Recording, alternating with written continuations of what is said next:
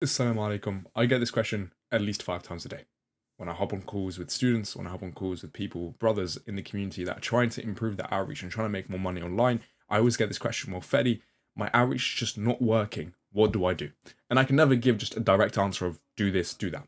But there's three things that 100% you should do, but there's also three things you 100% shouldn't do. So if you want an outreach to work, first things first is get rid of these three things I'm going to share with you. And then inshallah, instead of them, apply these three things I'm going to show you.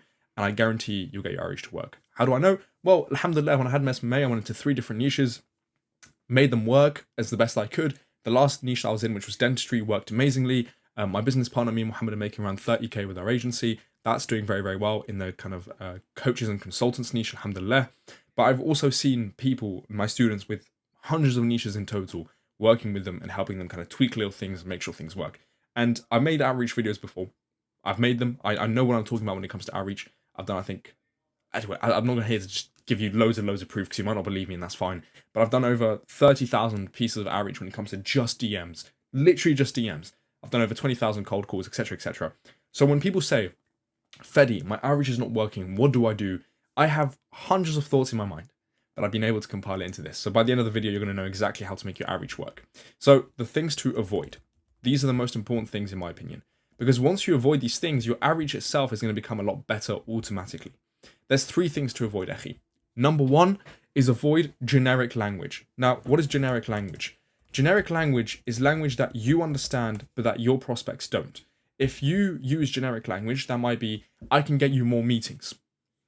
Are you happy to see more about how my system works?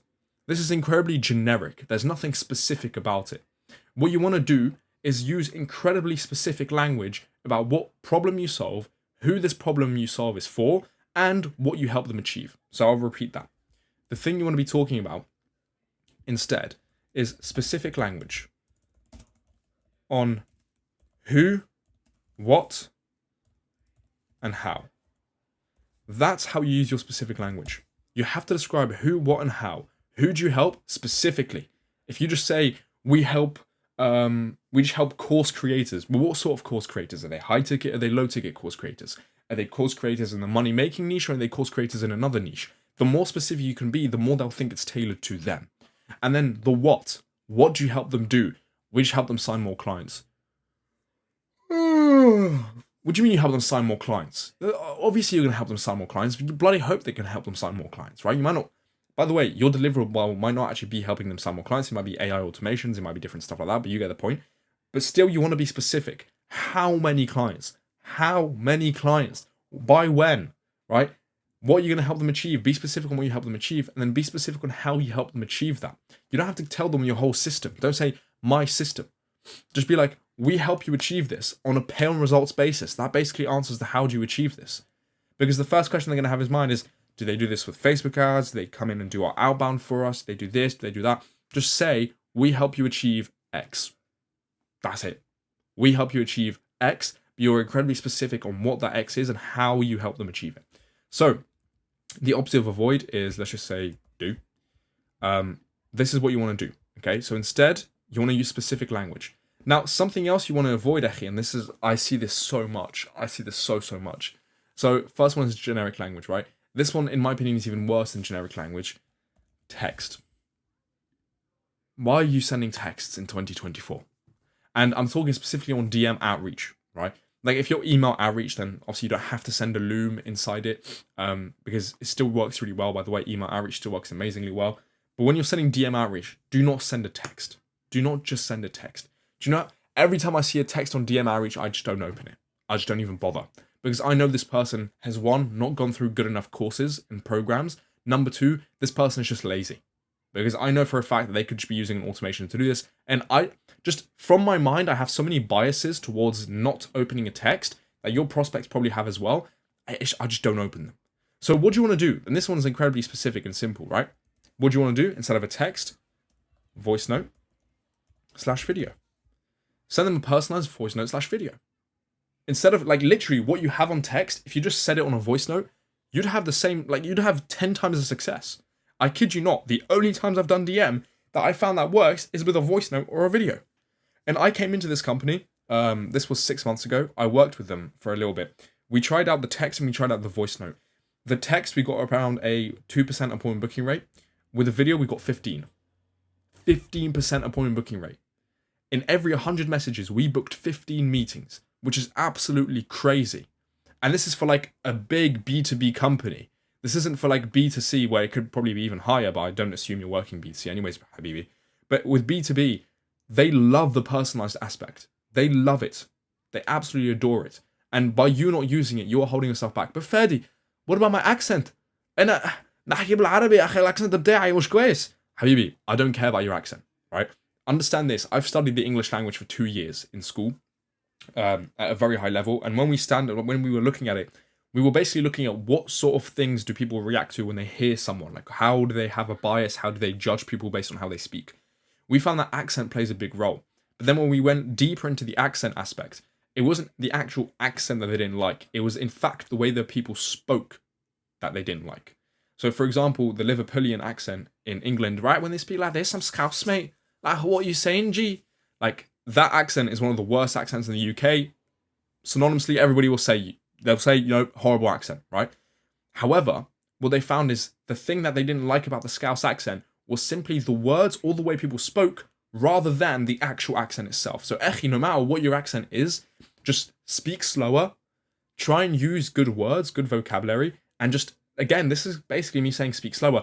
Take your time when you're speaking, don't rush. And I promise you now, they're not going to care if your accent sounds proper thick Arabic, right?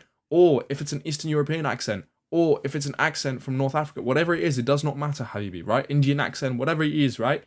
Just remember, it's the way that you speak that's more important than your actual accent. So avoid this generic language and be as specific as you can, and try and include some sort of like specific outcome. This is a really, really thing that we're going to see next in a second. And stop using text, start using voice notes and videos, especially in DMs. Now, last but not least is no outcome. Avoid not talking about the outcome. Like, literally, if you do not mention the outcome, you are stupid. A brother consulted me, let's see, I think it was an hour ago from now. He consulted me and he was like, Fedi, I'm really confused. Why is my outreach not working? So I was like, okay, share your screen. We're going to spend 15 minutes looking at it. He showed me, the first thing he showed me was that he said, hey, I created you a email campaign. I believe it was an email flow to be specific. But he was like, I created a new email campaign. Can I send it over to you? I was like, Akhi, why would they care about the email campaign? He was like, oh, because it can help them get more this. It can help them do this. And I was like, well, that's what they care about. They don't care about the email campaign. They care about the outcome. They don't really care about the email campaign itself. They care about what the email campaign can do. Every time, oh, ya Rabbil Alameen, ya Akhi, give me sabr. Every single time you keep mentioning something that has nothing to do with the outcome, they will not care. They will not care. Ahmed, who is one of the absolute legends in my course, right? You don't have to pay for it, don't worry. I'm just saying in the program that me and Mohammed have. Ahmed, one of the absolute legends, the second he saw that in his outreach, he wasn't mentioning outcome, he changed it. He changed it straight away. And now he's really excited to start outreaching because inshallah he's going to see the amazing results. Because when you say, for example, AI automations will automate this process, they don't care that you automate the process. What comes after the automation? What's the result of it? People only care about results. That is all they care about. So if in your outreach you are not mentioning results, you are leaving meetings on the table. You are leaving meetings who will never ever want to speak to you because they're like, well, who is this goofy ass guy? Why is he not mentioning anything that I actually care about? Why is he sending this big paragraph text about an email campaign that I don't care about? Be specific. Send voice notes and videos, and then also mention the result as much as you can. I promise you now, your outreach will go to the next level because of this. Fedi, my outreach is not working. What do? Do this.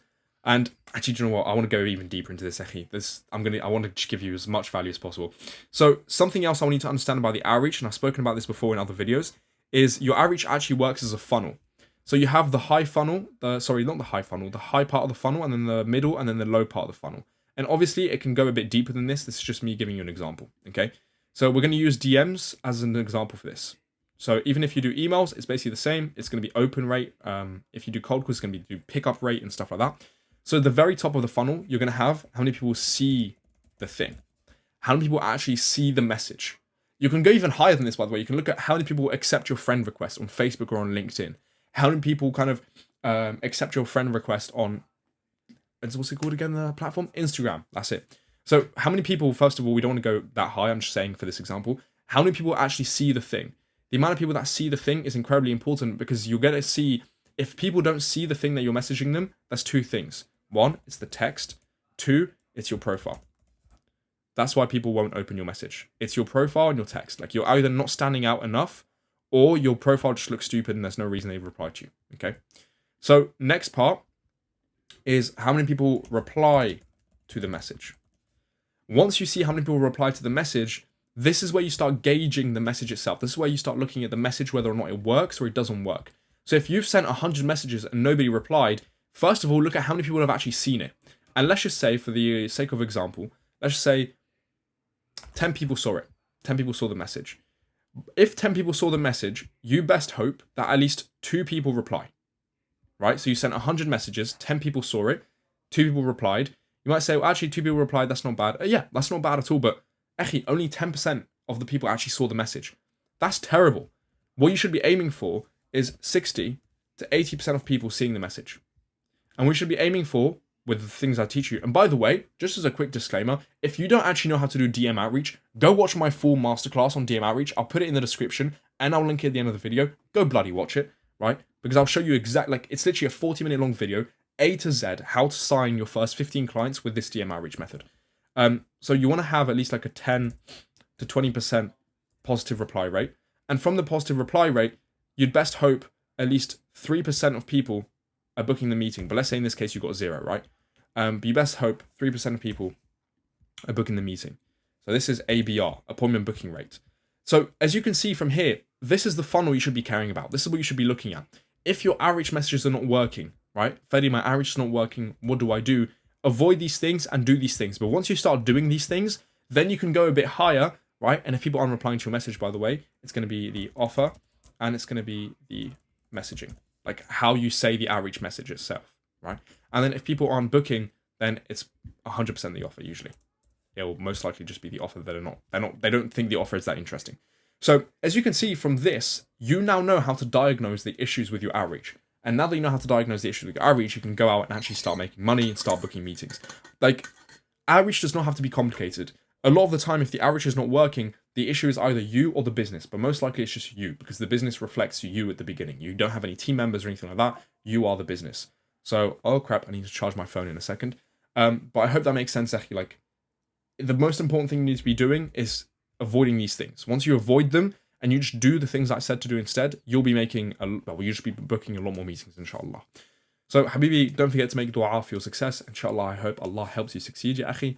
Don't forget to subscribe, leave a like, leave a comment or anything like that. You can join my free school community where I'll be showing you how to start a halal agency, how to scale it to 10k per month. Me and Mohammed have got the entire system that we're showing you how to do. But also, if you want to just join, because you've got brothers in there being more disciplined, you've got brothers in there working hard, connect with some like-minded people.